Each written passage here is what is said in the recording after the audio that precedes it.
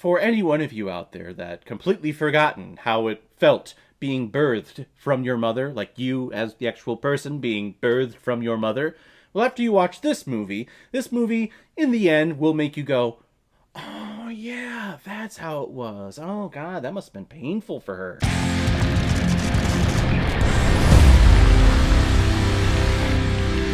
Enter the Void, released in 2009 and is directed by Gaspar Noe, who has also directed such films like I Stand Alone, Irreversible, and Love. And this film is starring Nathaniel Brown, Paz de la Hareta, Cyril Roy, and Ed Spear. And the reason why we're talking about Enter the Void today is because I received the biggest donation I have ever received from one of my subscribers and supporters on this channel, Solid Ghost.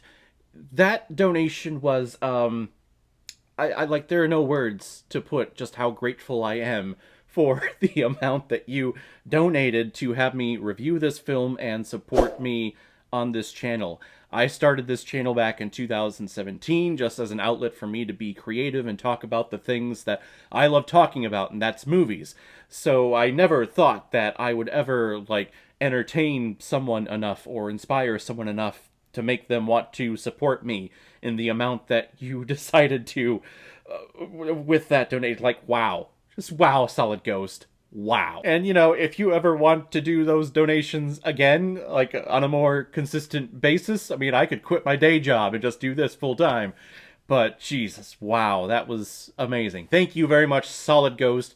You are amazing. Thank you so much. And thank you very much for the recommendation. This is a movie that I have never heard of. I have heard of this director before, especially with his movie called Love, but never heard of this movie. And going off of your previous recommendation of Requiem for a Dream, I had a sense that I was going to be in for a trip with this one. And the word trip is an understatement for this frickin' thing. Oscar is an American drug addict and drug dealer living with his sister in Tokyo, Japan. However, one night a deal goes terribly wrong, and the cops shoot Oscar, killing him dead. And the rest of the film is told from the perspective of Oscar's spirit, floating above everyone that he knows and loves and the fallout of his murder, and watching him review previous events in his life, all leading to how he got to Tokyo, Japan, and started living the life that he was living. And the most impressive, and probably what this film is most known for, is that it is all told through the point of view from the perspective of Oscar. And I'm not saying metaphorically it's told through his perspective. I'm going to use the word literally, but not in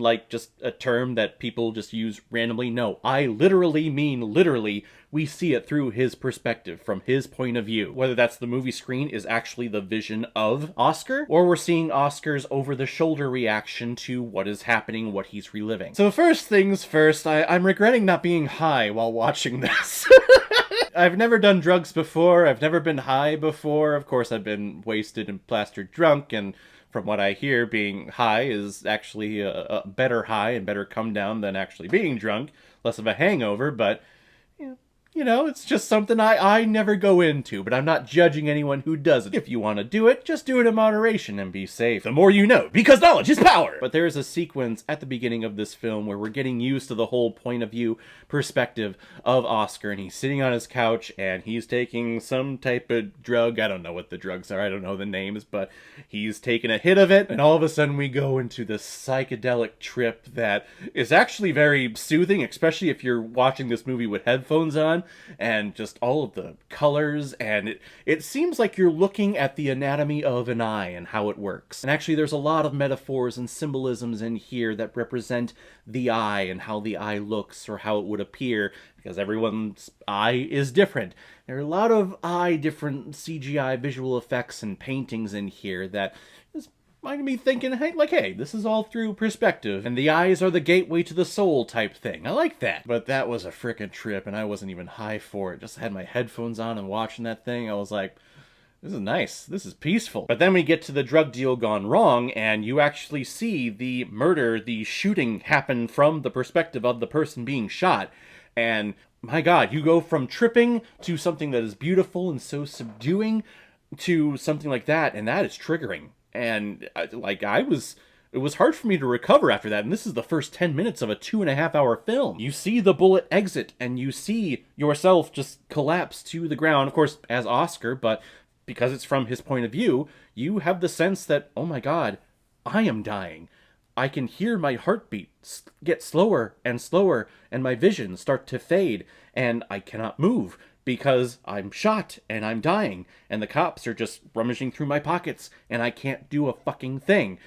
That's a fucking trip. I'm sorry. Just wow. This movie's not for the faint of heart, because scenes like that could be very jarring for a lot of people. It's jarring for me, and, you know, the shit that I've been through is nothing compared to what I'm sure a lot of people have gone through in their lives, but whew. But then after the death of Oscar, the camera just floats up, and all from a bird's eye view of what's happening and seeing people, his sister, deal with the fact that he is dead, and because they've made a pact when they were kids of never leaving each other, takes a huge toll on her. His friend goes on the run because he could be investigated for the drug dealings and finding out who the supplier is. His character Oscar has had affairs with older women, and seeing the fallout of that after they learn that he is dead. It's all very sad. This movie is a very sad film, with its main subject matter going off of the Tibetan Book of the Dead, which I've never read, so I'm not going to claim that I'm an expert on it at all. I'm just going off of how it was presented in this movie, but essentially it's about reincarnation, and how when you die, your spirit kind of leaves and kind of floats around looking for the next opportunity to be reborn and re-enter the world, which is all very fascinating. It takes a really long time for that to happen, though. And because he's just a spirit, you can't do anything. You are just watching. And you can choose where you want to go and who you want to watch, but in terms of interfering, influencing their decisions, and maybe getting them to figure out, like, oh, hey, so-and-so is connected to so-and-so, and they're bad, you shouldn't be with them. You can't do any of that. All you do is you watch, and you look, and you hope that they make the right choices, and they end up having a better life. But because there's no interaction from our point of view, from Oscar's point of view, there's a big disconnect that I'm feeling as an audience member with this story. And I know that's what the director is probably going for. When you are a spirit just floating around, you are disconnected from people interaction. I get that. In terms of entertainment, though, and film presentation, that can get kind of boring and tedious after a while. And because of that, what happened was my interest level and my excitement for this film started at the top of the frickin' mountain, because I was into it. I love the POV shots, but then after the murder, it kind of just slowly creeps down, and I'm going like, okay, what is the point? Why are we staying with this character if all he's doing is just watching?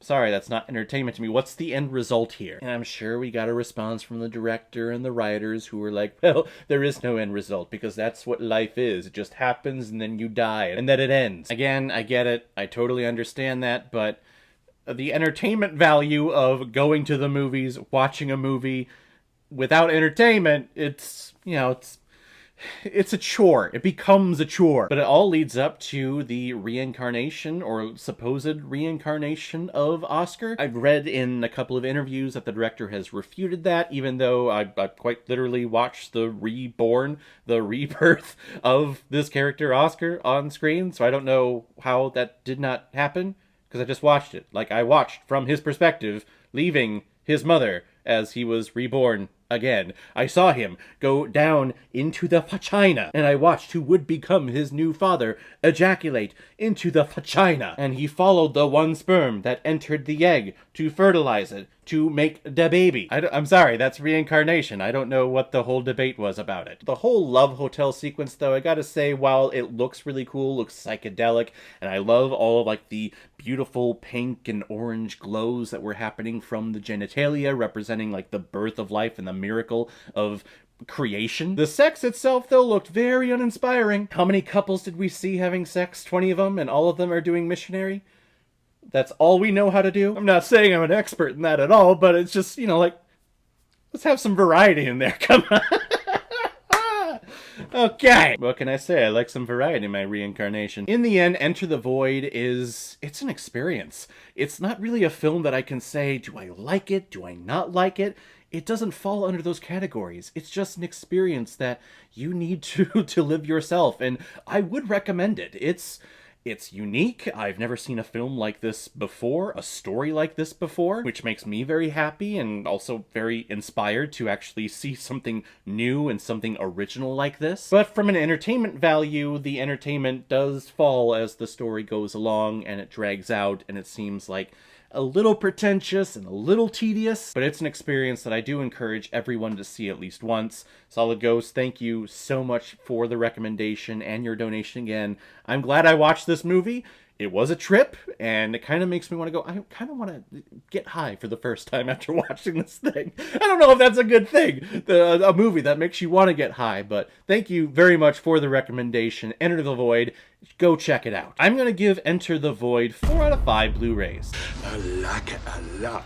Alright everyone, now comes my favorite part of my videos where I pick which movie I'm going to be watching next, and there is a Pixar movie that is coming out this weekend called Turning Red that I really want to see. It's about this girl who, whenever she gets anxiety or whenever she gets nervous, she turns into a big giant red panda, and red pandas are freaking adorable, so I am interested. So hopefully I can get out to see it. If not, I'll do a random generator and pick a random film, and we'll check it out on Monday. So guys, have you seen Enter the Void? What did you think about it? Or if you've never seen it before and you stumbled across because of this video, then comment below, let me know what you thought about it. And as always, if you like what you see here, if you like my take on movies, then hit the subscribe button and make sure you hit that bell. See you on the next time I release my next movie review. So guys, I will see you next time on the channel, but in the meantime, be well, be good to each other, and go watch a movie.